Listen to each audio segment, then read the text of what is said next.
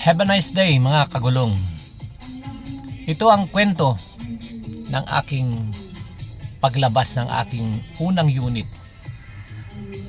Mga kagulong, mga kaibigan, medyo matahak-tahak na, medyo maraming landas o pagsubok na ating dinaanan at tayo nagsimula sa pagiging pagta-tricycle dito sa lungsod ng Antipolo.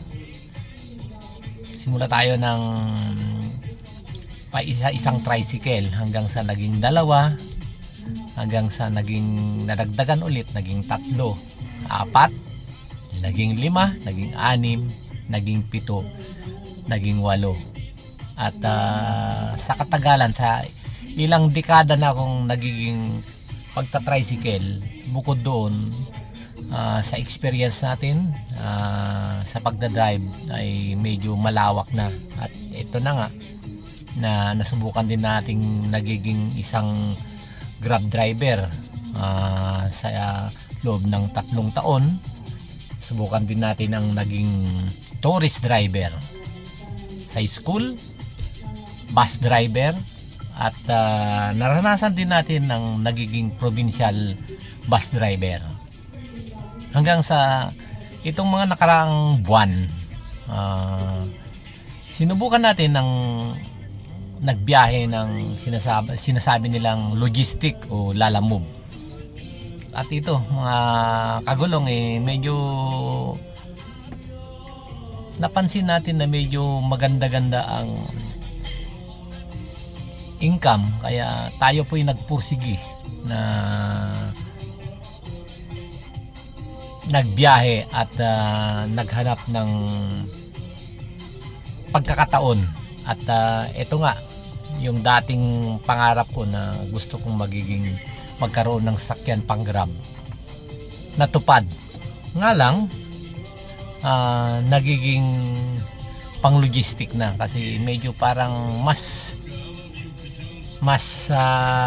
magaan o mas maganda sa pakiramdam na dito na tayo papasok sa bagong kabanata ng buhay, sa tinatawag nilang delivery o logistic. Kaya ito po mga kagulong, naglabas po nga tayo ng isang Photon Tornado na 4CB o 4-wheeler aluminum van. Unang-una, apply tayo sa mga kasa. Unang hirap mga kagulong, mahirap pa-approve, gawa nga ng ang daming mga requirements. Parang lulusot ka sa karayom bago ka maaprubahan. Kung ano-anong mga hinahanap ng mga bangko o mga in-house, o halos lahat ng bangko na siguro napasukan ng pangalan ko. Hanggang sa dumating ang punto na tayo'y inapprove ng isang bangko. Choices mga kagulong, pumasok tayo sa Isuzu Travis, doon tayo na-approve. Kaya lang nung pagbibiyahe natin ng Lala Move sa Isuzu aluminum van na Travis, sa isang araw na biyahe natin mga kagulong ay isa, dalawa, tatlo, hanggang sa maging 4 pa, minsan 5 pa nga ang cancel natin dahil sa standard na size ng Travis.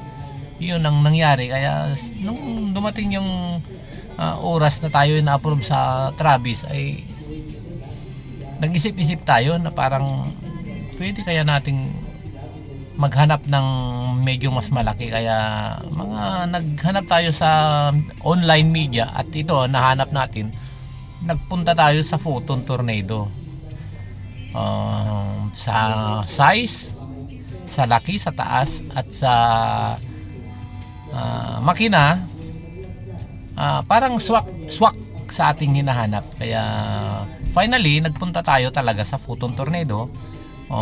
Ito kaya lumabas na ang final natin, June 25 nirelease natin ang unit. Kinumpleto natin ang mga requirements para sa sinasabing auto loan.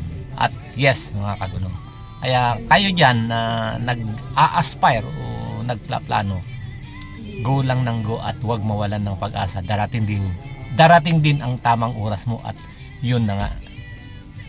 Pasok tayo sa bagong kabanata ng ating buhay at hanap buhay. Mabuhay po tayong lahat.